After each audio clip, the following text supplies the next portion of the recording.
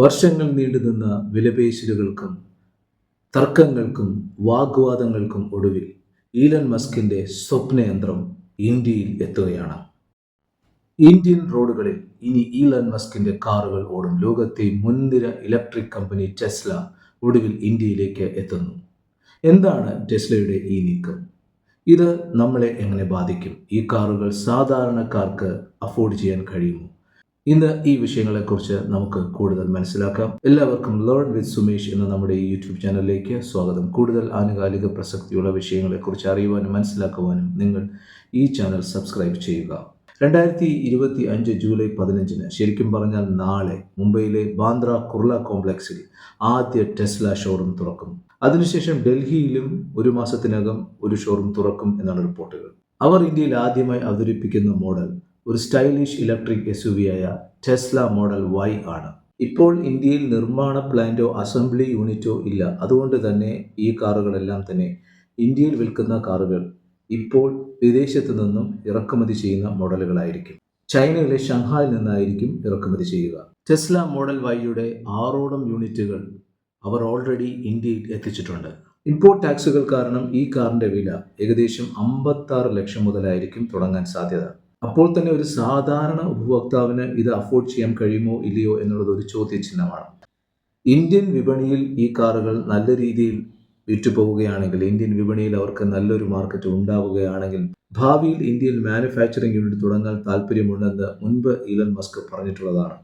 അതായത് Indian customers ഈ കാറുകളോട്, ഈലൻ മസ്കിന്റെ ടെസ്ല കാറുകളോട് എങ്ങനെ പ്രതികരിക്കും എന്നതിനെ ആശ്രയിച്ചായിരിക്കും ഭാവിയിലെ അവരുടെ തീരുമാനങ്ങൾ. ഇന്ത്യയിൽ മാനുഫാക്ചറിംഗ് യൂണിറ്റ് തുടങ്ങണമോ വേണ്ടയോ എന്നുള്ള കാര്യങ്ങളിലൊക്കെ അവർ തീരുമാനമെടുക്കുന്നത്. ഇപ്പോൾ തന്നെ ഇന്ത്യയിൽ EV കാറുകൾക്ക്, ഇലക്ട്രിക് കാറുകൾക്ക് നല്ലൊരു ഫേവറബിൾ മാർക്കറ്റാണുള്ളത്. അപ്പോൾ ഒരു ചോദ്യം വരും, എന്തുകൊണ്ടാണ് ഇപ്പോൾ ടെസ്ല ഇന്ത്യയിലേക്ക് വരാൻ റെഡിയാകുന്നത്? ഇത്രയും പ്രശ്നങ്ങളിലൂടെ കടന്നുപോയെങ്കിലും എന്തുകൊണ്ട് ഇപ്പോൾ അവർ ഇന്ത്യൻ മാർക്കറ്റിലേക്ക് വരുന്നു? അതിന് ഉത്തരം ഇത്രയേ ഉള്ളൂ. ഇപ്പോൾ ഇന്ത്യൻ മാർക്കറ്റ് നോക്കുമ്പോൾ EV കാറുകളെ സംബന്ധിച്ച് നല്ലൊരു ചൂട് പിടിച്ചു നിൽക്കുന്ന ഒരു അവസ്ഥയാണ്. ഇന്ത്യൻ കസ്റ്റമേഴ്സ് ഈ കാറുകളോട് നല്ലൊരു പോസിറ്റീവായിട്ടുള്ള അപ്രോച്ച് കാണിച്ചു തുടങ്ങിയ ഒരു സമയമാണ് ഇപ്പോഴുള്ള സമയം. അതുകൊണ്ട് തന്നെ ടാറ്റ, മഹേന്ദ്ര, ഹുണ്ടായി എന്നിവരെല്ലാം തന്നെ മാർക്കറ്റിൽ നല്ല രീതിയിൽ പെർഫോം ചെയ്തുകൊണ്ടിരിക്കുന്ന ഒരു സമയമാണ്. കൂടാതെ ഇന്ത്യ ഇന്ന് ലോകത്തിലെ 3ാമത്തെ ഓട്ടോ വിപണിയാണ്. അതും ഈലൻ മസ്കിന് അദ്ദേഹത്തിന്റെ ടെസ്ല കാറുകളുമായി ഇന്ത്യൻ വിപണിയിൽ എത്തുന്നതിന് ഒരു പ്രേരക ഘടകം ആയിട്ടുണ്ടാകാം.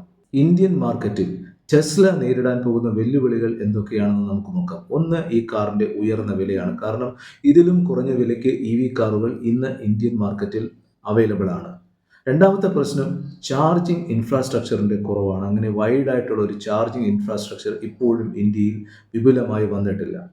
അടുത്തത്, ഇന്ത്യയുടെ EV സബ്സിഡി ഇറക്കുമതി വാഹനങ്ങൾക്ക് ബാധകമല്ല. അതുകൊണ്ട് തന്നെയാണ് ഈ കാറിന്റെ വില ക്രമാതീതമായി വർദ്ധിച്ചിരിക്കുന്നത്. കൂടാതെ കഠിനമായ ഒരു മത്സരം എന്തായാലും ഇന്ത്യൻ മാർക്കറ്റിൽ ടെസ്ല നേരിടേണ്ടി വരും. എന്തായാലും ടെസ്ല കാറുകളുടെ ഇന്ത്യൻ മാർക്കറ്റിലേക്കുള്ള പ്രവേശനം ഒരു വലിയൊരു ഗെയിം ചേഞ്ചർ ആകും എന്നുള്ളതിന് ഒരു സംശയവുമില്ല.